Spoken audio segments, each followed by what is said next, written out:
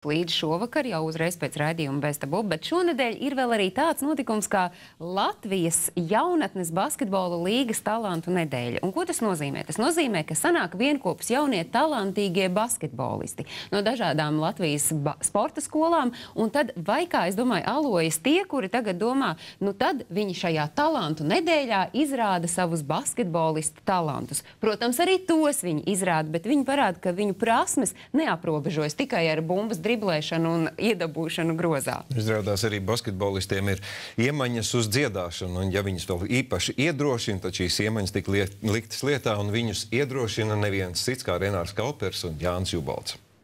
Šarlote, čau! Dara, sveiks! Paldies, labi! Labi, čau!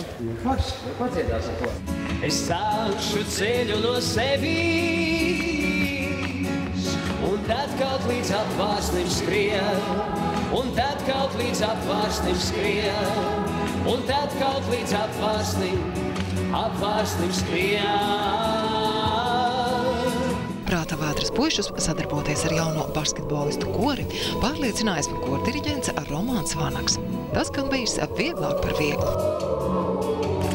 Renāram arī bija dviņu puikas, kas dziedāja manā zēnu korī, un tā varbūt ir tā saistība, kā mēs visvairāk tā sapazināmies. Un man likās, ka tiem bērniem tik svarīgi būt kopā ar tādām personībām kā Renārs un Jānis, un sadziedāties kopā un justies, ka viņi kā sportisti ir arī mākslā iekšā. Es iešu tuvāk, es sākšu ar sevi.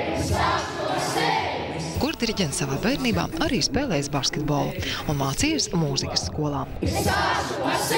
Tagad to pašu dara viņa dviņu puikas, kas arī dzied korī. Šo dziesmu jau sen zinājāt, vai tagad īpaši iemācījāties šim pasākumam? Kā zināju, bet no galvas īsti ne. Es šo pasākumu atkārtoju. Vajadzēja mācīties īpašiem pasākumam. Tā īstenībā nezināju. Abi Prāta Vētras puiši ar jaunajiem basketbolistiem, koristiem saprotas kā cimds ar roku, jo arī viņi pusauģa gados Jelgavas sporta skolā trenējušies basketbola spēlē. Pamatsastāvā mēs netikām. Mums vairāk patīk treniņu process. Treniņu mums patīk, jā. Jo savādāk mēs vienkārši satraukušies sēdējām uz tā rezervistu soliņa. Un, ja ziniet, kā rezervists laiž uz laukumu, vai nu, kad ir ļoti labi, vai kad ir ļoti slikti, jā. Un tad... Jā, es atcerējos tikko vienu gadījumu, kurš bija ļoti interesants, kā mēs mainījāmies. Jo, kad mainās, tā jāpieiet pie galdiņa ir, un tad jāpiesaka maiņa. Un man treneris Brakovs kungs pienāca klāt, pateica, tā, tev jāiet nomainīt, tur, piemēram, Garanču. Un es vienkārši piecēlos, un es uzreiz uzskrienu uz laukumu. Un es jums saku, vecī, tev jāiet malā, jo tagad man jāspēlē.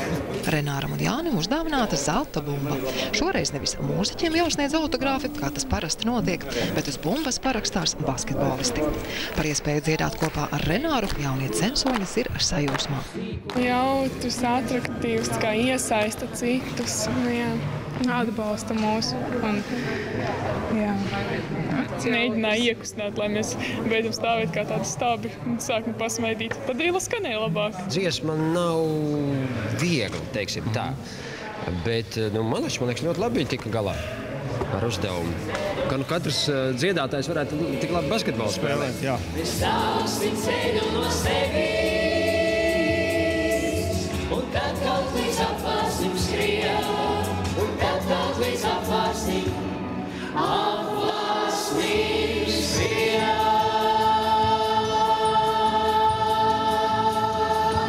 Jauno basketbolistu un mūziķu kopdarbību vēroja Skaidrīta Nikiša, Dzintars Rudzītis, Best of Bob.